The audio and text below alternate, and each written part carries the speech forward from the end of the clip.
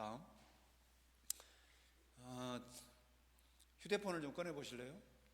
휴대폰을 꺼내서 유튜브에 저렇게 현정회상 한번 쳐보십시오. 나옵니까? 예.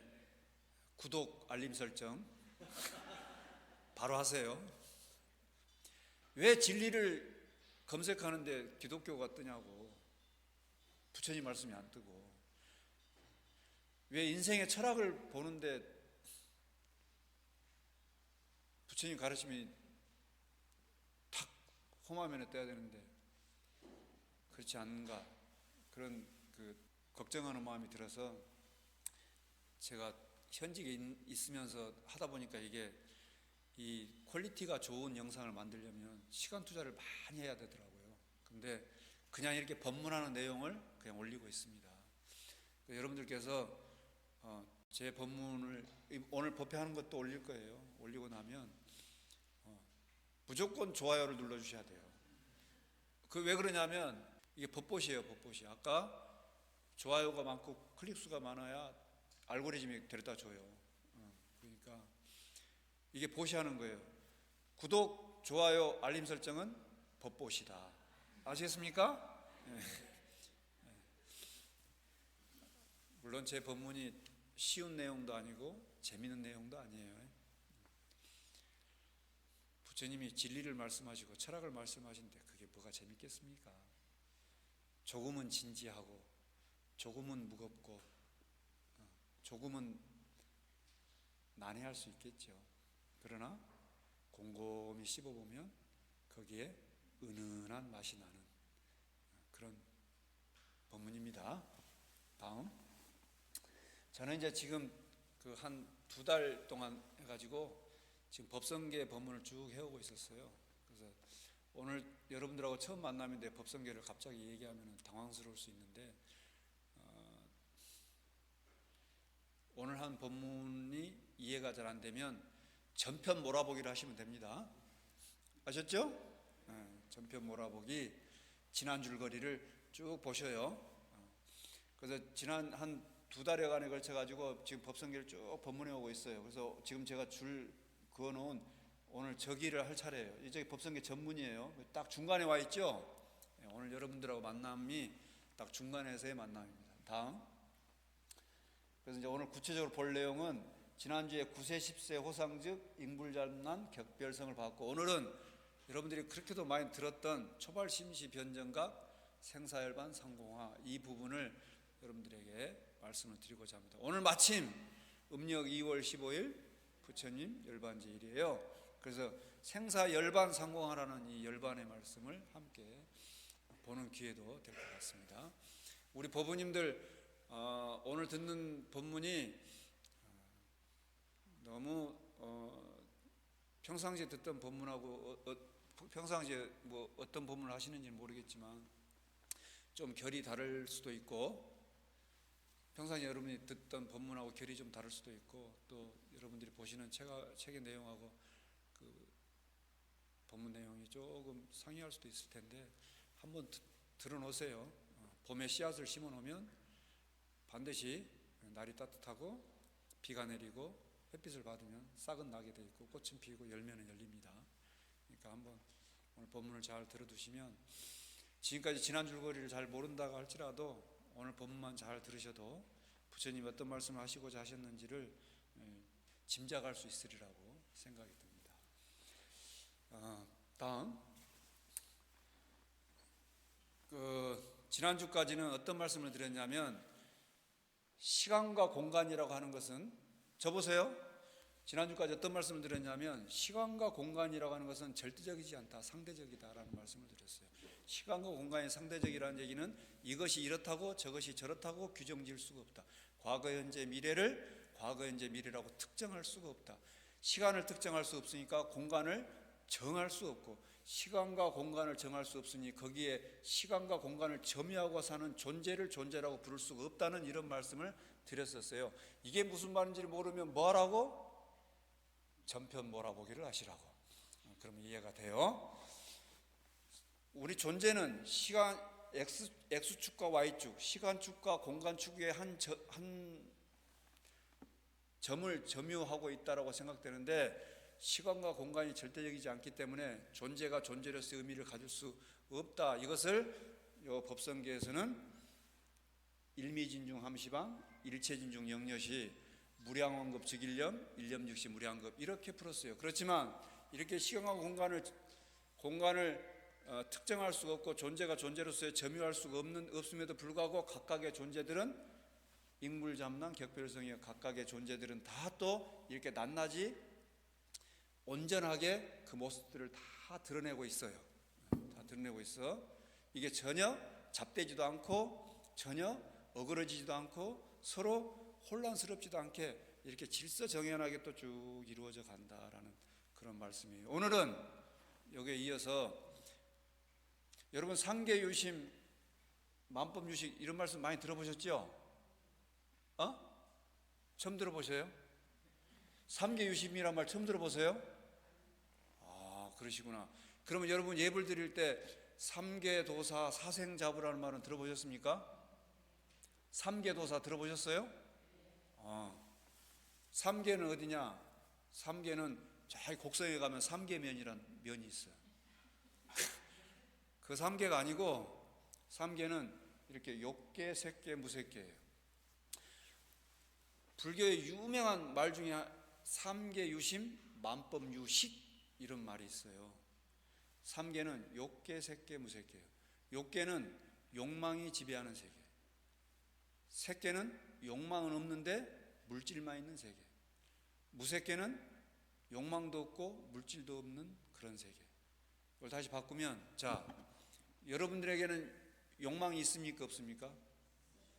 있어요? 여러분은 욕계에 사시는 거예요. 나한테 욕망이 있으면 욕계에 살고 있는 거예요. 나한테 욕망이 없고 나는 욕망과 욕구가 없어요. 더 이상. 그러면 물질은 있잖아요. 몸뚱아리 있잖아요. 색계에 살고 있는 거예요. 우리는 여러분 마음을 여러분 스스로가 알고 있어요. 욕망이 있으면 욕계를 못 벗어나고 있는 거예요. 근데 내 마음 가운데서 욕망을 다 제했어. 그러면 색계에 사는 거예요. 이런 욕계와 색계는 초선, 2선, 3선, 4선 선정을 할 때 이 사선을 색계사선 그래. 색계사선. 그러니까 참선에 들면, 참선에 들어서 욕망을 싹 지우면 초선부터 시작해서 사선까지는 들 수가 있어요. 근데 그 다음에 순수한 정신세계가 있어요. 여러분들은 순수한 정신세계를 맛보셨습니까? 아직 맛을 못 보셨습니까? 저 순수한 정신세계를 맛보시려면 뭘 해야 돼요? 선정에 들어야 돼요. 선정에. 그 선정에 들면 순수한 무색계의 세계는 뭐냐? 공무변처, 식무변처, 무소유처, 비상, 비비상처. 이게 무색계 사선이에요. 무색계에 들어갔을 때 순수한 정신세계에서의 선정에 들었을 때 나타나는 현상이에요. 이렇게 욕망도 있고 또 욕망은 없는데 물질은 있고 또 욕망도 물질도 없고 순수하게 정신세계에 있는, 요거는 우리 마음 상태를 나타내는 거죠. 내 마음 가운데 욕망이 있는가 없는가, 내 마음 가운데 내 마음이 순수하게 정신세계에 있는가, 이걸 나타내는 거잖아요. 이래서 삼계는 유심이요. 이게 우리를 떠나서 어디 저 높은 곳에 있는 얘기를 하는 게 아니에요. 무슨 대단한 그런 얘기가 아니에요. 지금 내 상태를 얘기하고 있는 거예요. 지금 내가 지금 선정에 들어서 완전히 무색계의 그 순수 정신세계에 들었는가 들지 못했는가를 얘기하는 거예요. 이해되세요? 만법유식이라는 말은 뭔 말이냐? 이게 뭐죠? 이게 뭐예요? 목타. 이건 뭐예요? 컵. 이건 뭐예요? 이건 뭐예요? 이건 뭐예요? 북이죠? 이게 각각의 법에 대해서 여러분들이 다 아시잖아요. 목타, 컵, 죽비, 책, 북. 이렇게 각각의 법에 대해서 여러분들이 다 지금 뭐라고 말씀하셨지요? 이게 유식이에요. 우리 생각만으로 지금 이렇게 하고 있는 거예요. 아니 법사님, 내가 생각을 이렇게 짓지 않아도 얘는 그냥 이대로 북이지 않습니까? 안 그래요. 안 그래요. 이런 모양, 이런 색깔, 이런 이름, 이런 작용, 이거는 순순히 우리 생각만으로, 중생의 생각만으로 부여해 놓은 거예요. 간단히 예를 들어 드릴까? 이거를 지금 이렇게 울긋불긋하게 이렇게 모양이 이쁘죠? 근데 터널 안에 들어갔다고 생각해 봐. 이게 색깔이 여전히 이런 색깔일까? 아니죠. 가시광선 내에서 보니까 이런 색깔인 거예요. 여러분, 우리 법부님들 지금 전투복 입고 있잖아요. 저게 깜깜한 밤에 빛이 없을 때 보면 저 색깔이 지금 저렇게 디테일 저 색깔로 보일 것 같아요? 무슨 색깔일까? 안 보여요. 이해돼요? 이런 모양, 이런 색깔, 이런 이름, 이런 작용, 이거는 우리의 생각만으로, 우리의 식작용으로 이것이 이렇다라고 지금 규정 지어 놓은 거예요. 이렇게 울긋불긋한 거, 이렇게 울긋불긋하게 보이는 거는 우리 인간들이 진화의 과정을 통해서 지금 이렇게 보고 있는 것일 뿐인 거예요. 개나 소가 보면은 이것은 그냥 흑백이야, 흑백. 이해됩니까? 여러분, 엑스레이 이렇게 찍어보면은 척추가 이렇게 뼈다귀가 이렇게 보이죠? 우리의 요런 안구로 보니까 지금 요런 모양이 보이는 거잖아. 근데 엑스레이의 입장에서 보면 그냥 뼈다귀만 있을 거 아니에요? 그죠? 근데 이 우주관에는 중성미자라고 해서, 중성미자, 옆집에서 하는 미자가 아니고 중성미자라고 해서, 이 중성미자는 이런 존재에 걸리질 않아요. 그러면 중성미자의 입장에서 보면 이런 게 있을까 없을까? 있어요 없어요? 없어요. 순전히 있다 없다, 이런 모양이다, 이런 색깔이다, 이런 작용을 한다, 이런 것들은 순전히 우리의 생각만으로 지어서 지금 그렇게 하고 있다는 얘기예요. 그게 삼계유심 만법유식이란 말이에요. 다음. 그래서 옛날 어른들은 만법유식을 설명하면서 마음에 한번 생하면 갖가지 법이 생하고 마음에 한번 멸하면 갖가지 법이 다 멸한다. 요거는 옛날 우리 불교 집안의 어르신이 하신 말씀이고, 김춘주 시인의 꽃이라는 시는 여러분들이 많이 들어보셨죠? 내가 그의 이름을 불러주기 전에는 그건 하나의 몸짓에 지나지 않았다. 그러나 내가 그의 이름을 불러주었을 때 비로소 그는 나에게로 와서 무엇이 됐어요? 내가 이걸 목탁이라고 불러주었을 때 비로소 나한테 목탁이 됐어.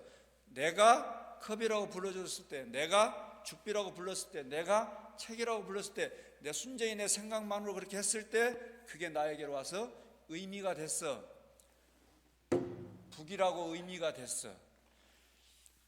시간과 공간이 순전히 상대적인 거여 가지고 도무지 존재가 존재라고 할 만한 게 없는데, 존재가 존재로서 의미를 갖는 것은 순전히 삼계유심 만법유식으로서 우리 심식으로, 중생의 생각만으로, 분별하는 의식만으로 그렇게 지어서 이루어져 있는 것이다 라고 지금 말씀하는 거예요. 다음.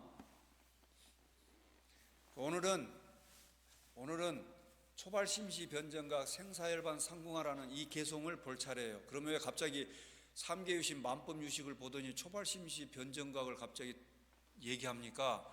이렇게 삼계유심 만법유식이라는 사실을 아는 것이, 이게 사실이라고 하는, 이게 진실이라고 하는 이것을 알려고 공부를 하는 그 마음이 초발심하는 거예요.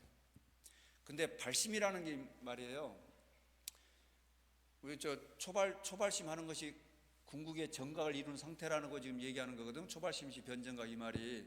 근데 여러분, 발심이라는 말을 그냥 나 오늘부터 새벽 예불 할 거야, 나 오늘부터 백일기도 할 거야, 이런 걸 발심이라고 하지 않아요.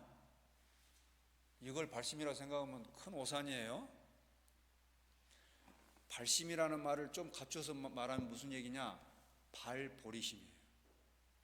발보리심을 좀 더 갖춰서 얘기하면 뭐냐? 발안웃따라 삼약삼보리심이에요. 발안웃따라 삼약삼보리심, 이걸 줄여서 발보리심, 발보리심을 줄여서 발심. 그래요. 그러면 발 안웃따라 삼약삼보르시면 뭐냐? 발 안웃따라 삼약삼보르시면, 여러분 안웃따라 삼약삼보리가 뭐예요? 무상정등 정각 이랬죠. 더 이상 위 없는 가장 높은 수승한 부처님의 깨달음의 세계가 안웃따라 삼약삼보리잖아요. 그러죠?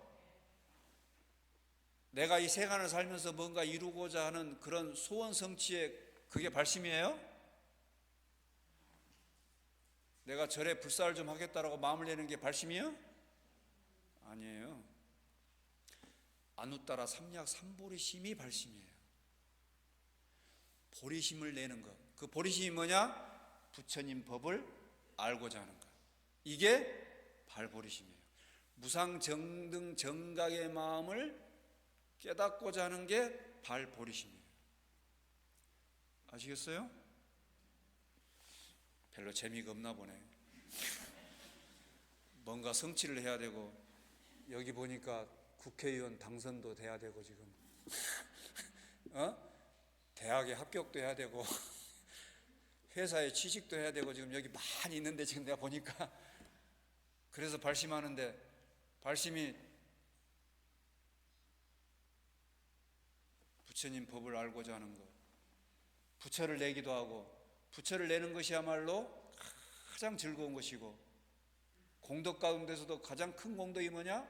안웃따라 삼약삼보리를 얻는 것이고, 모든 의욕을 다 끊는 것, 일체는 삼계는 유심이요 만법은 유식이라고 하는 이 사실에 대해서 일체의 의심이 없고, 아 정말로 그런 것이구나, 그래서 내 마음을 깨달아야 되고, 내 마음의 근본자를 밝혀야 되고, 내 마음이 지금 드러난 것이라는 사실을 확연하게 알아야 되는 것이구나 라는 것을 드러내는 것이야말로 초발심이구나, 이 초발심이야말로 정각이었구나라는 것을 아는 것, 이게 초발심시 변정각이다. 다음,